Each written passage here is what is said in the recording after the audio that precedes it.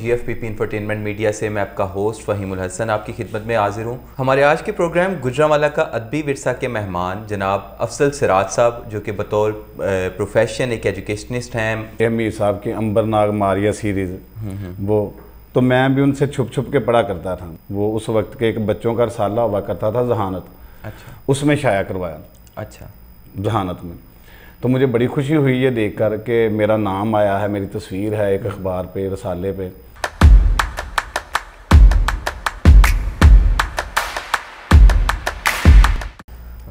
Hello and السلام علیکم۔ جی F P پی infotainment media سے میں آپ کا ہوسٹ فہیم الحسن آپ کی خدمت میں حاضر ہوں۔ ہمارے آج کے پروگرام گجرانوالہ کا ادبی ورثہ کے مہمان جناب افضل سراج صاحب، جو کہ بطور پروفیشن ایک ایجوکیشنسٹ ہیں، شعبہ تعلیم سے وابستہ ہیں، لیکن اس کے علاوہ ان کی شخصیت کا ایک ادبی پہلو بھی ہے۔ گزشتہ کئی دہائیوں سے شعر و ادب کی دنیا میں ایک ممتاز نام ہے۔ تو سر، آپ کا بہت شکریہ، آج آپ نے وقت نکالا اور یہاں پہ اپنے خیالات کے اظہار کے لیے تشریف لائے۔ ویلکم ٹو دا شو۔ بہت شکریہ۔ سب سے پہلے ہمیں اپنی ابتدائی تعلیم اور شعر و ادب کی دنیا میں جو داخلے کا راستہ تھا اس کے بارے میں اگر مختصراً بتا سکیں تو بہت شکریہ۔ شعر و ادب کے ساتھ بڑا پرانا سلسلہ ہے۔ میرے بڑے بھائی جو ہیں، جب میں ابھی پرائمری میں تھا اور ہائی اسکول میں جانے کے لیے پر توڑ رہا تھا، تو میرے گھر میں میرے بڑے بھائی لائبریری سے کتابیں لایا کرتے تھے پڑھنے کے لیے، جن میں ابن صفی صاحب کے وہ عمران سیریز کے ڈائجسٹ ہوتے تھے، پھر اے امیر صاحب کی امبر ناگ ماریا سیریز، وہ تو میں بھی ان سے چھپ چھپ کے پڑھا کرتا تھا، جاسوسی کے۔ ہاں جی، تو بعض لفظوں کا پتہ نہیں چلتا تھا، لیکن پڑھ لیے، آہستہ آہستہ پتہ چلنا شروع ہو گیا۔ تو جیسے ہی پھر ہم ہائی اسکول میں پہنچے، جناب موریل اسکول ہے، کیا کہتے ہیں، گھنٹہ گھر کے بالکل ساتھ، جی بالکل ایسے، وہاں پہ تو وہاں پہ پہنچے تو میرے ایک پھپھا زاد ہیں بابو جو گرجاکی صاحب، اور وہ پنجابی ادب کی بہت قداور شخصیت ہیں، ٹھیک ہے۔ تقریباً 3 درجن کتابیں جو ہیں پنجابی ادب کے حوالے سے ان کی منصہ شہود پہ ظاہر ہو چکی ہیں۔ تو انہوں نے نا 7ویں کلاس جب میں نے پاس کیا تو میرا ایک چھوٹا سا تعارف جو ہے وہ اس وقت کے ایک بچوں کا رسالہ ہوا کرتا تھا ذہانت، اچھا، اس میں شائع کروایا، اچھا، ذہانت میں۔ تو مجھے بڑی خوشی ہوئی یہ دیکھ کر کہ میرا نام آیا ہے، میری تصویر ہے ایک اخبار پہ، رسالے پہ۔ تو اس رسالے میں ہی انہوں نے ایک جو مقابلہ رکھا ہوا تھا اور اس کا عنوان انہوں نے ایک طویل جملے کی شکل میں لکھا ہوا تھا کہ اگر آپ کو چاند پر جانے کا موقع دیا جائے اور کہا جائے کہ آپ یہاں سے کیا ایک چیز زمین سے لے کر جائیں گے وہاں پر، تو آپ ہمیں ایک صفحے کی جو ہے یہ داستان لکھ کر بھیجیے، تو جس کی اچھی ہوگی اس کو نہ صرف ہم اپنے رسالے میں شائع کریں گے بلکہ اس کو انعام بھی دیں گے۔ تو مجھے یاد ہے 7ویں کلاس پاس، ابھی میں 8 کلاس میں ہوا ہوں، یہ تقریباً 83 کی بات ہوگی، 83 کی۔ تو میں نے لکھا، کیونکہ وہ پہلا رسالہ تھا جو منتھلی میرے گھر میں مثلا کہ میں نے دیکھا، اس سے پہلے وہ عمران سیریز ضرور پڑھتا رہا ہوں، 2 4 10 پڑھے ہوں گے، ٹھیک ہے، امبر ناگ ماریا سیریز پڑھے تھے۔ تو اس کے جب وہ خطوط والا حصہ تھا نا، تو اکثر بچوں کی یہ شکایت تھی کہ بھئی مدیر صاحب آپ کے پاس جو ردی کی ٹوکری ہے نا، یہ ہماری سب سے بڑی دشمن ہے، ہم آپ کو خط لکھتے ہیں، بجائے آپ وہ ہمارا خط شائع کرنے کے، اس رسالے میں شائع کرنے کے، آپ ردی کی ٹوکری میں پھینک دیتے ہیں۔ تو میرے دل کو نا یہ بات لگی، تو میں نے جو ایک اس وقت جو کہانی بنائی کہ اگر مجھے چاند پر جانے کا موقع ملے تو میں کیا لے کر جاؤں گا، تو میں نے کہا جی میں ٹوکری اٹھا لی، وہ ٹوکری جو ہے وہ لے کر چلا جاؤں گا تاکہ دوستوں کی شکایات کا ازالہ کیا جا سکے، نہ ہوگا بانس نہ بجے گی بانسری، ٹھیک ہے۔ تو وہ خط شائع ہو گیا، مطلب تخلیقی صلاحیتوں کو تبھی اجاگر ہونے کا موقع مل گیا، وہ خط نا شائع ہو گیا۔ تو مجھے بڑی خوشی ہوئی، تو میں وہ رسالہ بھی انہوں نے مجھے بائی ڈاک جو ہے وہ فری میں بھیجا، ٹھیک ہے، انعام کے طور پر۔ تو میں رسالہ لے کر اپنے پھپھا زاد کے پاس جب گیا تو بجائے کہ وہ مجھے شاباش دینے کو، انہوں نے کہا کوئی اور ہوگا افضل سراج، یہ آپ نہیں ہیں، یعنی وہ میرے اندر نا کچھ بیدار کرنا چاہ رہے تھے کہ نہیں تم تو لکھ ہی نہیں سکتے، یہ ہے ہی نہیں ایسا، اچھا، ٹھیک ہے نا۔ تو میں نے کہا نہیں، میں آپ کو لکھ کر دکھاؤں گا، چیلنج دیا، ہاں جی، چیلنج دیا۔ تو اس کے بعد پھر میں نے ایک اور کہانی لکھنے کی کوشش کی، لکھنے میں کسی حد تک شاید کامیاب ہو گیا، اور میں نے وہ بھیج دی، اللہ آپ کا بھلا کرے، تعلیم و تربیت کو۔ اچھا، یہ 84 کی بات ہے، اور تعلیم و تربیت نے وہ چھاپ دی، شائع کر دی، ٹھیک ہے۔ تو یہاں سے میرے ادبی سفر کا سر اس کو مختصر کرتے ہوئے شروعات نثر سے کی، تو اس کے بعد پھر شعر کی طرف رغبت کیسے ہوگی؟ شعر کی طرف رغبت یہ ہوئی کہ اس وقت میں تقریباً 10th کلاس میں تھا، 3-4 سال ہو گئے تھے، اب چھوٹی چھوٹی 1-2 صفحے کی کہانیاں لکھتے ہوئے مثلا کہ 2-3 سال گزر چکے تھے۔ تو ایک دوست تھے، وہ بھی گجرانوالہ کی ایک قداور ادبی شخصیت ہیں، بلکہ وہ صحافت سے تعلق رکھتے ہیں، میرے بڑے مثلا کہ قریب رہے ہیں اور اب بھی ہیں۔ ان کی ہمشیرہ کی شادی تھی اور لاہور سے کچھ ادبی لوگ آئے ہوئے تھے۔ اچھا، تو شادی پہ بیٹھے بیٹھے انہوں نے نا گجرانوالہ شہر کے حوالے سے بات کی کہ بھئی یہاں پر جو لوگ ہیں نا، ان کو شعر و شاعری کا پتہ ہی نہیں ہے، یہاں پر جو شاعر ہیں وہ گنگنا کے شاعری کرتے ہیں، ان کو کیا پتہ ردیف کیا ہے، قافیہ کیا ہے، اور زمین کیا ہے، بحر کیا ہے، ان کو علم ہی نہیں ہے۔ تو یہ تازیانہ آپ کو لگ گیا؟ تو ایسے نا کچھ فیلنگ سی بیدار ہوئیں، 10th کلاس میں تھا میں اس وقت، فیلنگ سی بیدار ہوئی کہ بھئی یہ کیا معاملہ ہے، میرے شہر کو بات کی ہے، آئے ہیں، شادی پہ شرکت کی ہے، شہر کو تانا دے کر چلے گئے ہیں، اور جواب نہیں ملا؟ ہاں جی، جواب نہیں ملا۔ تو پھر میں نے نا ڈھونڈنا شروع کیا، میرے دل میں ایک فیلنگ تھی کہ مجھے نا پتہ کرنا چاہیے شاعری ہے کیا۔ میں ایک چھوٹی موٹی تحریر تو لکھ لیتا تھا 1-1.5 صفحے کی۔ تو میں مختلف دوستوں کے پاس گیا جو میرے شاعر تھے گجرانوالہ کے، گجرانوالہ میں جن کا طوطی بولتا تھا، بلکہ اب بھی بولتا ہے، تو میں اکثر کے پاس گیا۔ اب نام نہیں میں لینا چاہتا، لیکن کسی نے نا میری حوصلہ افزائی نہ کی، کسی نے نہیں کہا کہ بھئی آئیں ہمارے ساتھ چلیں، ہم انگلی پکڑتے ہیں، آپ کو چلنا سکھائیں گے۔ تو بڑا دل برداشتہ سا ہوا، ٹھیک ہے نا، لیکن اب دل کو لگ چکی تھی۔ اچھا، جتنا مثلا کہ دوستوں کے پاس جاتا، لوگوں کے پاس جاتا، اساتذہ کے پاس جاتا، وہ جبلت تنگ کر ہاں رہی جی، تھی، جبلت تنگ کر رہی تھی اندر سے۔ تب ہوا کیا میرے ساتھ، اتنی دیر میں کالج میں پہنچ گیا۔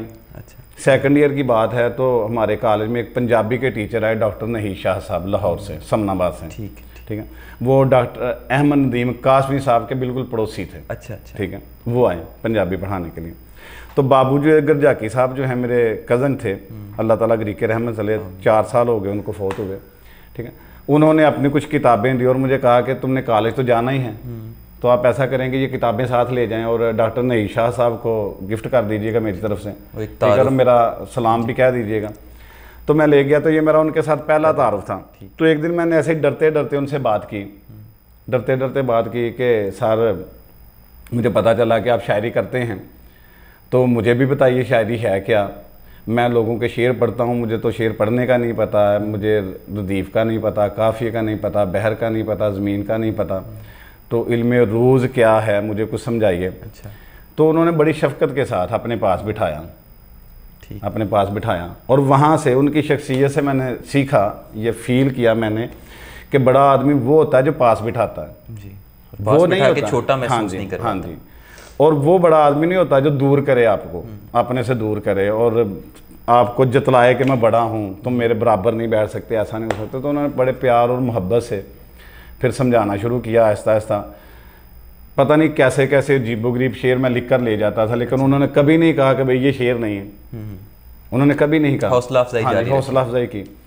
تو انہوں نے کبھی ایسا کہا ہی نہیں۔ تو میں اپنے آپ میں نا بڑا بہتر فیل کرنے لگا کہ میں کچھ شعر، حالانکہ میں شعر کہہ نہیں رہا تھا، اچھا، لیکن وہ مجھے کہہ رہے تھے کہ بیٹا آپ میں پوٹینشیل ہے، آپ کہہ سکتے ہیں، ٹھیک ہے۔ تو ان کی بات ہی چلتی رہی، اور ایک دن واقعی ایسا ہوا کہ 1-2 شعر ہو ہی گئے، آمد ہو گئی۔ ہاں جی، آمد ہو گئی۔ اس وقت جو ذہن تھا، جو معاملات تھے چل رہے تھے، تو وہ شعر ہو گئے کہ میں سر کے پاس لے کر گیا، تو سر نے کہا جی یہ کافی حد تک وزن میں ہیں، اچھا، تو مجھے بتایا جائے کہ آپ نے کہیں سے نقل تو نہیں کیے ہیں، کوئی ایسا معاملہ تو نہیں ہے، کیونکہ تم نے بڑے اچھے لکھ لیے ہیں۔ یہ بھی ان کا سمجھانے کا ایک انداز تھا، تعریف کا ایک انداز تھا، وہ اپریشیٹ کر رہے تھے میری اس بات کو کہ بھئی آپ نے نا یہ شعر بڑے اچھے لکھے ہیں۔ تو مجھے بڑا حوصلہ ہوا، میں نے پھر سوچا کہ بھئی مجھے ایسا ہی۔ تو ان دنوں میں میرے خیال میں کوئی اخبار کا پرانا تراشا جی جی میرے سامنے آیا، کالج کے لان میں بیٹھے ہوئے، اچھا، کوئی چیز آئی ہوگی جیسے کہ پکوڑے لے آئی ہیں، کوئی چیز لے آئی، تو تلاشا مل گیا۔ تو وہاں پر نور محمد لاشاری صاحب تھے، کوئی کراچی کے اداکار تھے ان دنوں میں، ان کو پرائڈ آف پرفارمنس ملا تھا۔ اچھا، تو ایک سوال تھا، وہ اسی سوال کا اتنا سا حصہ ہے نا وہ اس تراشے پہ تھا جو میرے دل میں رہ گئی یار. وہ صحافی پوچھتا ہے کہ جناب جب سے آپ کو یہ پرائڈ آف پرفارمنس ملا ہے تب سے آپ ڈراموں میں بہت کم نظر آنا شروع ہو گئے ہیں. پہلے تو آپ ہر دوسرے تیسرے ڈرامے میں ہوتے تھے، تو اب بہت کم نظر آتے ہیں. تو انہوں نے کہا میری ذمہ داری بڑھ گئی ہے، اب مجھے کوالٹی مینٹین کرنی ہے. اب مجھے بتانا ہے لوگوں کے بھائی مجھے پرائڈ آف پرفارمنس جو ملا میری قابلیت میں ملا ہے، ٹھیک ہے نا. تو اس کو سنبھالنا میری ذمہ داری ہے. ٹھیک ہے، ایوارڈ لے لینا یہ ٹھیک ہے کہ مجھے مل گیا، لیکن اب اس پوزیشن کو سنبھال کے رکھنا ہے میری ذمہ داری. تو میں بھی تھوڑا سا محتاط ہو گیا کہ بھئی اگر ایک شعر میں نے پابندی کے ساتھ کہہ لیا ہے، وہ زمین اور بحر کے اعتبار سے علم عروج کے حوالے سے میرا شعر ہو گیا ہے، تو اب مجھے تھوڑی سی احتیاط کرنی ہے. سر کے پاس ایسے ہی کوئی بات نہیں لے کے جانی. تو ایسے ہی چلتے پھر کوئی کالج میں جو مقابلے ہوا کرتے تھے ان دنوں میں طرحی مشاعروں کا رواج ہوا کرتا تھا. کوئی طرحی مشاعرہ دے دینا، مصرع دے دینا، اس مصرے پہ ہم پھر غزل لکھ کر لے جایا کرتے تھے. سر کوئی پرانا پہلا اپنا اس وقت کا کہا ہوا شعر اگر یاد ہو آپ کو تو؟ جہاں تک حافظہ ساتھ دے رہا ہے، اس نومبر میں نے 51 ایئر کا ہو جانا ہے الحمدللہ. 50 کراس کر چکا ہوں. تو جو سب سے پہلے میں غزل لے کے گیا نا سر کے پاس، جو انہوں نے کہا کہ یار یہ بالکل میں نے آج تک نہیں چھیڑی. اگر دل کرتا بھی ہے نا کہ یہاں سے فلاں لفظ کو تبدیل کر لیا جائے ایسے، وہ میں نے ویسے ہی رہنے دیا کہ میرے سامنے تم میرے روبرو ہو، میرے سامنے تم میرے روبرو ہو، ان آنکھوں میں دیکھو بہت خوبرو ہو. واہ واہ. عجب اب کے ساقی نے بھی شرط رکھ دی، ملے جام اس کو کہ جو با وضو ہو. کوئی تم بھی افضل ہنر آزماؤ، رہو خود گریزاں اسے جستجو ہو. واہ. یہ آپ نے اس وقت جب سیکنڈ ایئر کالج لائف میں جب مجھے پتہ ہی نہیں تھا کہ یہ بحر ردیف قافیہ وزن یہ کیا ہوتا ہے، تو اس وقت یہ آمد ہوئی کوئی. تو لکھ کر میں 3-4 شعر لے گیا. تو سر نے بڑی حوصلہ افزائی کی. انہوں نے کہا کہ بیٹا بہترین ہے، اب تم انشاءاللہ کہہ لوگے، شعر کہہ لوگے، اس پہ فوکس کرو اور کہو، مطالعہ کرو، چیزیں پڑھو. ضروری نہیں ہے کہ شاعری پڑھو، ناول پڑھو، افسانہ پڑھو. اچھا سر، وقت کے اختصار کی وجہ سے تھوڑا سا آگے بڑھتے ہیں. ہم تھوڑی دیر پہلے ڈسکس کر رہے تھے کہ تعلیم آپ کی جو ہے وہ میتھمیٹکس میں ہے، یا ابتدائی طور پہ آپ میتھس ہی پڑھاتے رہے ہیں. تو جیومیٹری کا اور شعر کا مطلب مطلع مقطع اور یہ ردیف قافیہ وزن، ان دونوں کا آپس میں کوئی تال میل کیسے ملایا پھر آپ نے؟ یہ ہے کہ جب جو میتھ ہے نا یہ بڑی سہولت فراہم کرتا ہے ویسے. جب آپ علم عروج سیکھتے ہیں نا، علم عروج کے حوالے سے آپ اپنے شعروں کو جانچتے ہیں، پرکھتے ہیں، سنوارتے ہیں، تو یہ بھی ایک قسم کی ریاضی ہے. یہ ایک قسم کی ریاضی ہی ہے، ٹھیک ہے نا. بلکہ اساتذہ تو یہ کہتے ہیں کہ علم عروج کے پیچھے اتنا نہیں بھاگنا چاہیے کہ آپ بالکل مستری بن جائیں، ریاضی دان ہی بن جائیں. اچھا، کہ اب آپ نے یہی اینٹ یہاں پہ رکھنی ہے، یہ اینٹ یہاں پہ رکھنی ہے، ایسے نہیں رکھنی ہے، تو پھر آپ شعر میں سے شعریت کو جو ہے نا وہ گم کر دیں گے. اچھا سر، آپ نے شاعری کی باقاعدہ ابتدا جو ہے وہ شاگردی اختیار کر کے علم عروج سیکھ کے کی. اس کے علاوہ گجرانوالہ میں آپ کو کوئی ایسی شخصیت نظر آتی ہے کہ جو باقاعدہ شاگردی اختیار کر کے اور علم سیکھ کے اس فیلڈ میں آئی ہو؟ اب تو تقریباً بہت زیادہ نام ہیں. اچھا، اب بہت زیادہ نام ہیں، ٹھیک ہے نا. ہمارے دور میں جب ہم نکلا کرتے تھے اسٹوڈنٹ کے طور پہ، سیکھنے کے طور پہ، تو اس وقت میرے ساتھ میرا ایک سمجھ لیں کہ وہ لفظ جو ہمارے گجرانوالہ میں چلتا لنگوٹیا، شاہد فیروز صاحب. اچھا، ٹھیک ہے. ہم دونوں ہی دوڑ لگایا کرتے تھے. آج کسی شاعر کے پاس جانا ہے، آج کسی کے پاس جانا ہے، تو اللہ رب العزت آہستہ آہستہ پھر ہماری راہیں ہموار کرتا چلا گیا.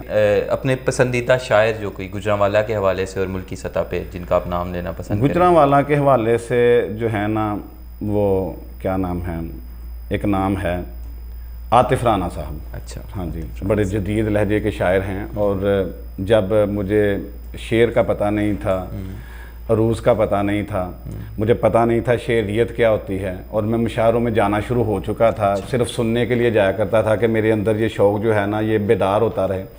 تو اس وقت میں اگر عاطف قمار رانا کو سن لیتا تھا نا تو باقی شاعروں کا مجھے مزہ ہی نہیں آتا تھا. اچھا، باقی شاعروں کا، اور یہ میں کھلے دل سے اعتراف کرتا ہوں، وہ بڑے بھائیوں کی طرح ہیں، بڑا پیار کرتے ہیں۔ آپ کا شعری مجموعہ ابھی تک کسی کوئی مطبوعہ کی صورت میں چھاپنے کا خیال آیا یا نہیں؟ نہیں، یہ خیال کبھی آیا ہی نہیں ہے، کیونکہ میرا جو ادبی سفر ہے نا، میرے جتنا بھی تقریباً 90% 95% کلام جو ہے نا، 90-95% کلام وہ سارا ادبی پرچوں میں چھپا ہے۔ اچھا، ماشاء جیسے کہ سیپ ہے، فنون ہے، یا ادبیات ہے، ماہ نو ہے، پیغام ہے، ٹھیک ہے نا، ان میں چھپا ہے۔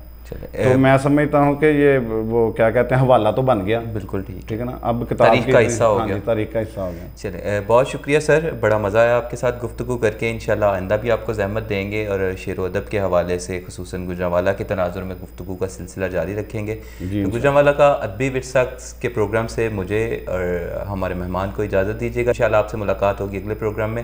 اللہ حافظ۔